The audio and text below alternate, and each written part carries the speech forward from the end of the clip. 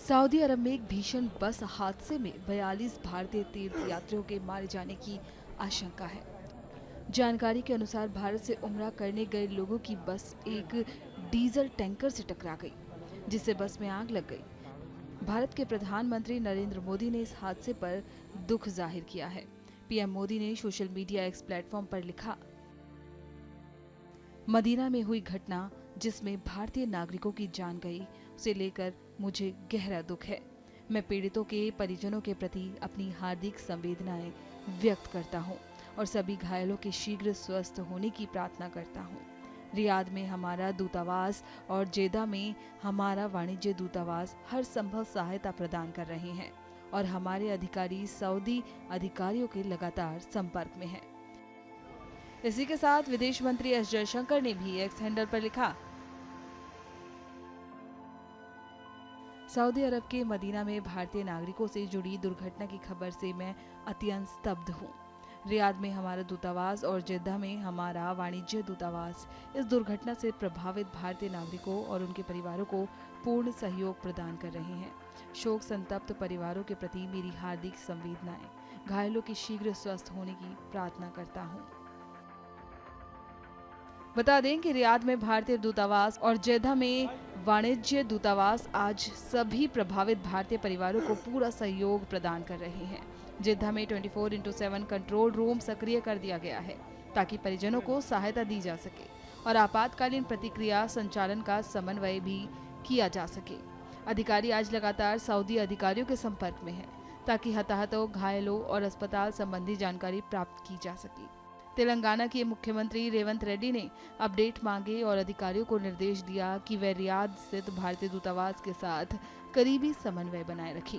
मुख्य सचिव शांति कुमारी ने अधिकारियों को निर्देश दिया कि वो तेलंगाना के यात्रियों का विवरण जुटाएं और उन्हें समय पर सहायता सुनिश्चित करें। असुद्दीन ओवैसी ने केंद्र सरकार से मृतकों के शवों को वापस लाने की अपील की और भारतीय अधिकारियों के साथ यात्रियों का विवरण साझा किया।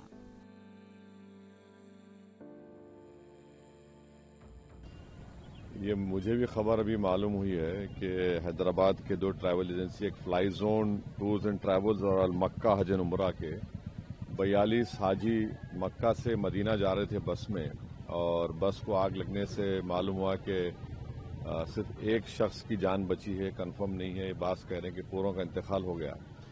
तो मैंने इंडियन एम्बेसी रियाद में जो डीसीएम है अबू मैथिन जॉर्ज साहब से मेरी बात हुई और उन्होंने मुझसे कहा कि कौंसल जनरल जिद्दा भी और वो खुद इस पर मालूमात हासिल कर रहे हैं और जो भी ज़रूरी कार्रवाई करना है वो करेंगे। और साथ ही साथ मैंने इन तमाम उम्रा पैसेंजर्स के दोनों ट्रैवल एजेंसी से वीज़ा डिटेल्स लेकर कौंसल जनरल ऑफ इंडिया जिद्दा को और डीसीएम इंडियन एम्बेसी रियाद को और साथ ही साथ फॉरेन सेक्रेटरी को मैंने ईमेल किया है। मेरी भारत सरकार से और ख़ास तौर से एक्सटर्नल अफेयर्स मिनिस्टर से जयशंकर साहब से ये रिक्वेस्ट है कि वो इमीडिएटली इस पर देखें और अगर जिन लोगों की डेथ हुई है उनके परिवार ये चाह रहा है कि उनकी डेड बॉडीज़ जल्द से जल्द इंडिया को लाई जाए और अगर कोई उसमें ज़ख्मी है तो उनको अच्छी से अच्छी वहाँ पर उनको इलाज हो सके। ये मैं रिक्वेस्ट करता हूँ हमारे एक्सटर्नल अफेयर्स मिनिस्टर से और भारत सरकार से। सर, दिल्ली में अभी हाल ही में जो ब्लास्ट हुआ है, मुफ्ती जी कह रही हैं कि भारत बता रहा है कि कश्मीर कितना सेफ है, लेकिन दिल्ली के में जो ब्लास्ट हुआ है, दिल्ली भी अब सेफ नहीं है। जो केंद्र की पॉलिसीज है वो पॉलिसीज ऐसी है कि कश्मीर नहीं, दिल्ली भी अब देखिए, वो मेरा मानना यह है कि जो टेररिस्ट एक्शन दिल्ली में हुआ, अब तो एनआईए ने कहा कि सुसाइड बॉम्बर था, हम उसका कंडेम करते हैं। टेररिज्म की कोई जगह नहीं है, इसका पूरी तरह से कंडेम करना है और जिस तरीके से उन्होंने प्लानिंग की, कॉन्स्पिरेसी, गैलेज कॉन्स्पिरेसी की, ये सब बातें आ रही हैं, तो इसमें खुली साफ तौर पर हम उसका कंडेम करते हैं।